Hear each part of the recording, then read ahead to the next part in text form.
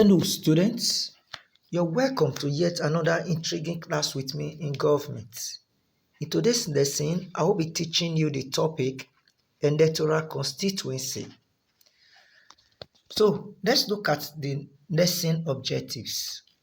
By the end of this class, you should be able to define electoral constituency, identify the factors influencing the delimitation of constituency, discuss the types of electoral constituency, highlight the problems affecting the delimitation of constituencies, and finally, you should be able to explain the meaning of electoral malpractice, its causes, and consequences. Now, let's look at the definition of electoral constituency. An electoral constituency is simply an electoral district or an area from which one or more members of representatives are elected into political offices. Every representative comes from a particular area from a country. That area in which a representative or from which a representative comes from is known as the constituency of that representative. Every lawmaker in every state or country comes from a particular area that he or she is representing. The division of a country into constituency is referred to as delimitation. It makes room for equitability in the allocation of parliamentary seats. Now let's look at the factors affecting the delimitation of constituencies. What are the various factors that affect the division of countries into constituencies? Number one factor is administrative convenience.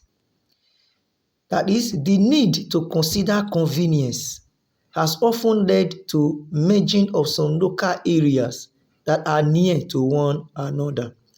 Another reason or factor is population. A high density area may press for a separate constituency even when the area is not that large, so as to experience the dividend of democracy. Again, there is minority interest.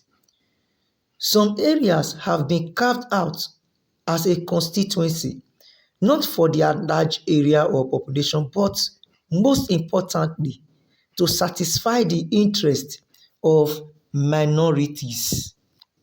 Also, there is geographical factor. This relates to the topography of an area.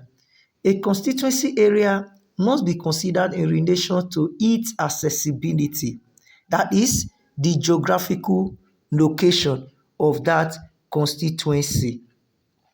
Again, another factor responsible or that influence the limitation of constituency is historical and cultural background.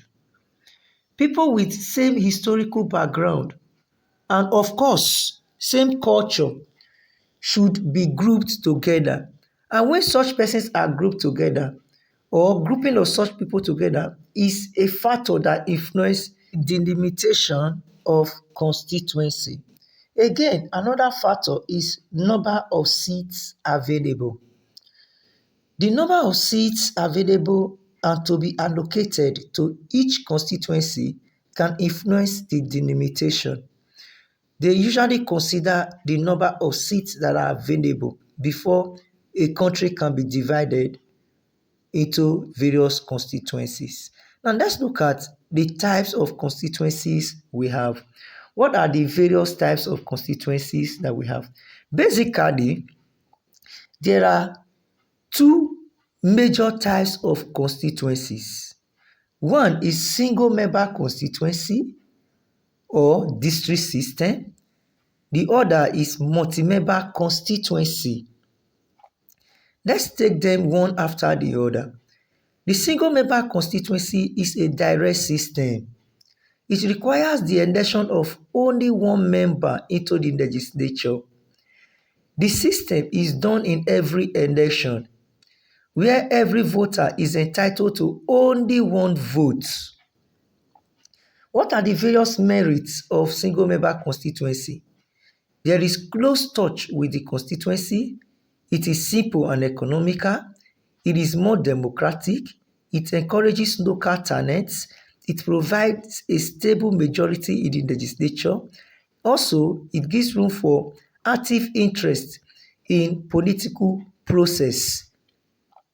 Again, let's look at the various demerits of single member constituency. One, representation of local interest. What that means is that it leads to choice of men who regard themselves as representatives of local interest rather than having patriotic mind representing the entire country. Also, it could lead to gerrymandering when a particular section of the country is favored while dividing the country into constituency. Again, there could be distortion of the system and minority may not be absolutely represented. Let's look at multi-member constituency. This requires the election of two or more members of the legislature in every election. In this system, a voter may be entitled to two or more votes. However, the number of votes of an electorate depends on the number of candidates to be elected from that very constituency. What are the problems affecting the delimitations of constituencies? One, inaccurate population census. Two, gerrymandering. That is, the leaders may construct the electoral district in such a way as to give the majority party more representations in the parliament. There is ethnicity factor, grouping together of different interest groups. Again, there is that of skilled manpower. Let's look at electoral malpractice. What is electoral malpractice? What are the various consequences of electoral malpractice? What are the causes of electoral malpractice? What are the forms of electoral malpractice? The word malpractice means bad or improper behavior. That term malpractice means bad or improper behavior. It means failure to carry out a duty as expected.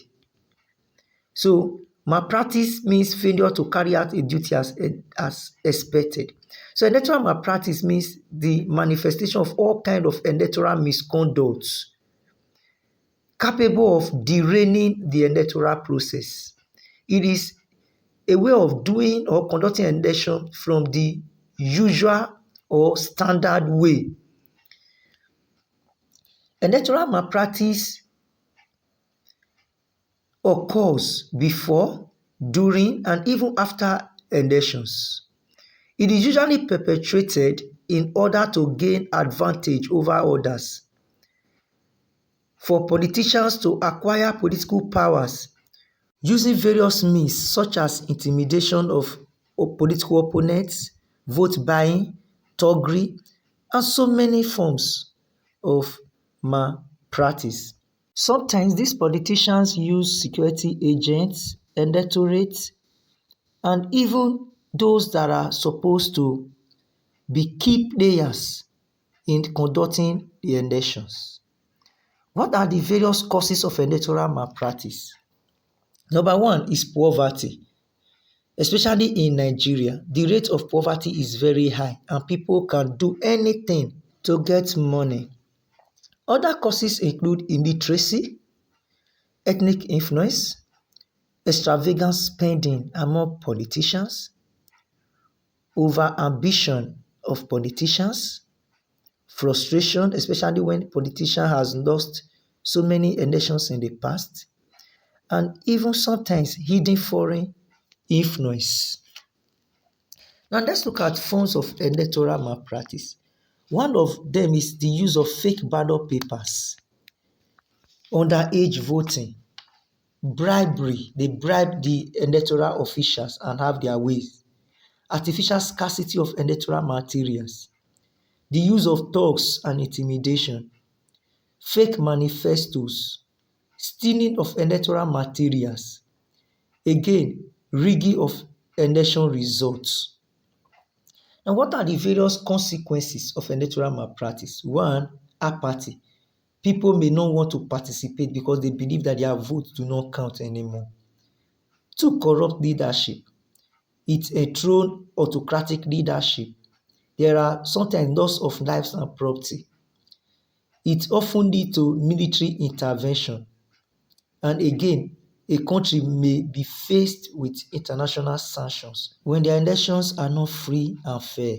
In conclusion, electoral malpractice has remained a very big issue, especially in the third world country like Nigeria. This explains why unpopular candidates often win elections. This is all I have for you today. Till we meet in our next class. Goodbye.